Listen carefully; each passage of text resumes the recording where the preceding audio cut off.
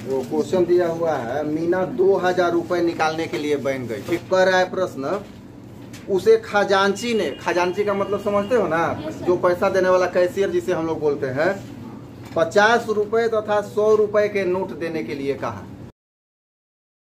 मतलब जो 2000 रुपया मिलेगा वो किस रूप में मिलेगा, या तो 50 का नोट होगा या किसका, 100 का नोट होगा। ठीक है, मीना ने कुल 25 नोट प्राप्त किए। मतलब जो नोट मिला है उसको, चाहे 100 रुपए का हो या 50 रुपए का हो, कुल संख्या में कितना है, 25 रुपया है। ठीक है ना। तो इसमें देखो दो तरह का नोट आ रहा है, दो तरह का, एक 100 रुपए का नोट और एक 50 रुपए का नोट। तो लिखो, मान लिया कि 50 रुपए के नोटों की संख्या X और रुपए के नोटों की संख्या Y है। लिखा गया इतना। अब देखो दूसरा शर्त में कह रहा है कि कुल नोट उसको कितना मिलता है, 25 नोट मिलता है। इसका मतलब है कि 25 नोट में कौन कौन से नोटों की संख्या होगी, मतलब किस तरह के नोट होंगे, या तो 50 के होंगे या 100 के होंगे। और हम लोगों ने मान लिया है कि 50 रुपए के नोट की संख्या कितनी है, 1, और 100 रुपए के नोट की संख्या कितनी है, Y। इसका मतलब है कि या तो उसको 50 का नोट मिला है या 100 का नोट मिला है, और 50 की संख्या X है, मतलब X नोट 50 का और Y नोट 100 का। तो यहाँ पर संख्या ये बताओ हमको कि ये 50 रुपए के नोट की संख्या X क्या बता रहा है। यहाँ पर यही समझना है, X क्या बता रहा है। ये X बता रहा है कि 50 के नोट कितने हैं। ठीक है, Y क्या बता रहा है, 100 के नोट कितने हैं, और कुल नोट कितने हैं, 25 है। इसका मतलब है कि प्रश्न से 50 रुपए के नोट, देखो यहाँ 50 रुपए के नोटों की संख्या प्लस 100 रुपए के नोटों की संख्या, ये दोनों नोटों की संख्या मिलकर कितनी है, 25 नोट मिलते हैं उसको। कैशियर द्वारा 25 नोट दिया जाता है। अब 50 रुपए के कितने नोट हैं माना है हमने, तो X, और 100 रुपए के कितने नोट माने हैं हमने, Y, और दोनों नोट कितने के बराबर है, 25। तो एक इक्वेशन हो गया ना हम लोगों का तैयार। समझ में आ रहा है सबको, ठीक है। अब एक और हमें समीकरण चाहिए, उसके लिए कह रहा है कि कितना रुपया कुल निकल रहा है बैंक से, 2000। इसका मतलब है कि इस 25 के नोट में ही अमाउंट हो जा रहा है 2000, और इस 25 को जो नोट मिल रहा है इसमें या तो 50 के नोट है या 100 के नोट है, और ये भी निर्धारित हो चुका है 50 के X नोट है और 100 के Y। तो लिखेंगे यहाँ पुनः प्रश्न।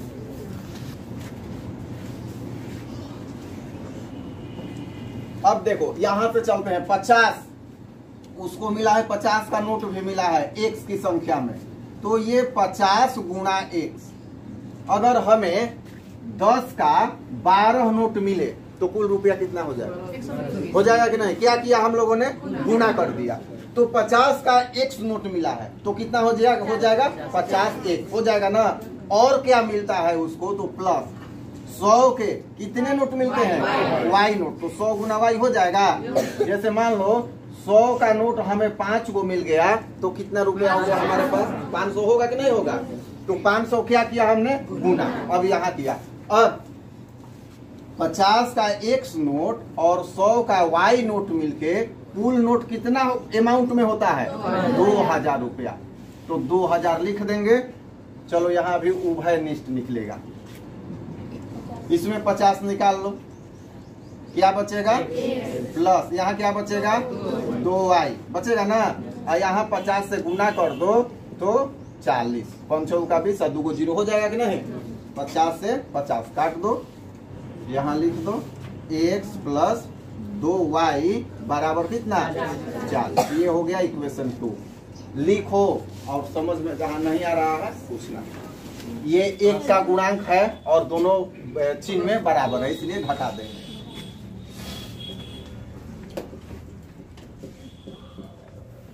तो तो सीधा घटाना है हम लोगों को x प्लस वाई बराबर 25 और ये है x प्लस क्या है 2y बराबर 40।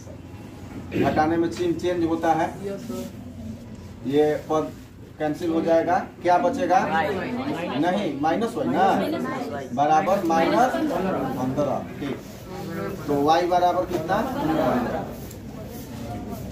अब किसी भी समीकरण में रख देंगे, समीकरण 1 में y का मान रखने पर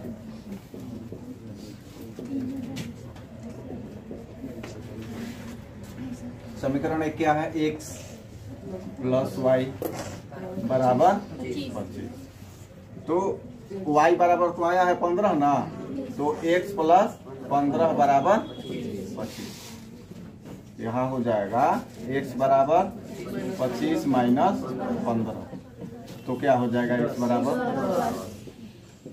तो x को क्या माने हैं, कितने नोट माने हैं 50 का, तो 50 का कितना नोट होगा 10 और 100 का कितना नोट होगा 15। ये आंसर हो गया, देख लेना किताब में।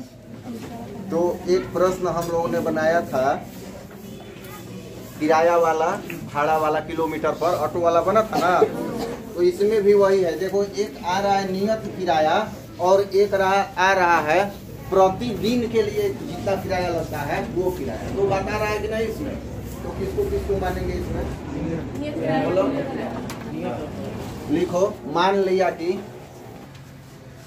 तथा प्रतिदिन का किराया y रुपया है। लाइब्रेरी में ये सिस्टम चलता है कि पहले किराया लग जाएगा, जैसे मान लो कोई बुक लेना है तो 5 रुपया फिक्स हो गया।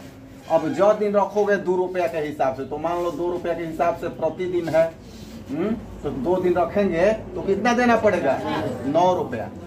2 दिन रखेंगे तो 9 रुपया ना, और 3 दिन रखेंगे तो हाँ 11 रुपया, क्योंकि ये बढ़ेगा, ये तो फिक्स रहेगा सबके लिए चाहे कितनों दिन रखो।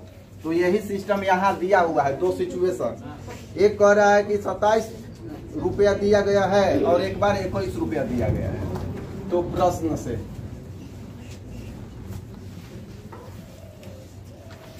कह रहा है कि एक पुस्तक रखने के लिए नहीं 7 दिनों तक सरिता रखती है तो कितना देना पड़ता है 27 रुपया। तो 7 दिन रखा जाता है, तो कितना भी दिन रखा जाए जो नियत किराया है, यहाँ देखो 7 दिन के लिए नियत किराया तो फिक्स जुड़ेगा ना सब में, प्लस क दिन रखती है 7 दिन ना, तो 7 गुना प्रतिदिन किराया,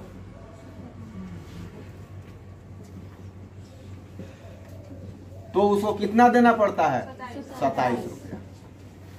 नियत किराया को क्या माने हैं 1 और 7 प्रतिदिन किराया को y बराबर कितना 27।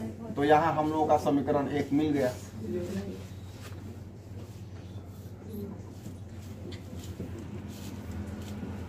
पुनः प्रश्न से, अब यहाँ पर 5 दिन के लिए को रुपया देना पड़ रहा है, तो इसमें भी तो नियत किराया जुड़ेगा ना, नियत किराया x और 5 दिन के लिए तो 5 गुना y हो जाएगा, और टोटल कितना लग रहा है 21 रुपया। तो ये हो गया समीकरण 2। अब समीकरण 1 और समीकरण 2 मिल गया, इसको लिखो और आगे हल करो। समीकरण 1 में समीकरण 2 घटाना है।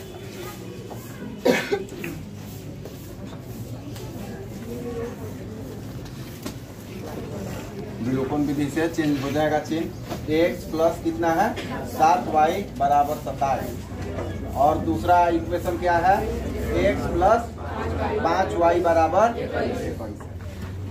घटाना है तो चिन्ह चेंज करेंगे, ये विलोपित होगा, घटेगा तो कितना हो जाएगा, आइए कितना प्लस की माइनस 6 ना, ठीक।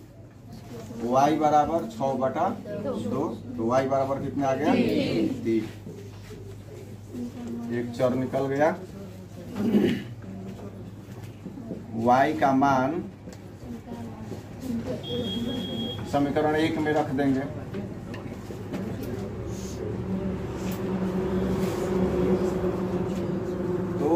x है प्लस 7 और y का मान रखेंगे 3 बराबर 27 के। x बराबर 27 और ये उधर चला जाएगा 21 हो जाएगा ना, तो x बराबर कितना हो जाएगा। तो यहाँ x को हम लोग क्या माने हैं, नियत किराया। तो कह रहा है कि नियत किराया कितना है, तो लास्ट में लिख देंगे नियत किराया बराबर 6 रुपया और प्रतिदिन किराया कितना हुआ 3 रुपया।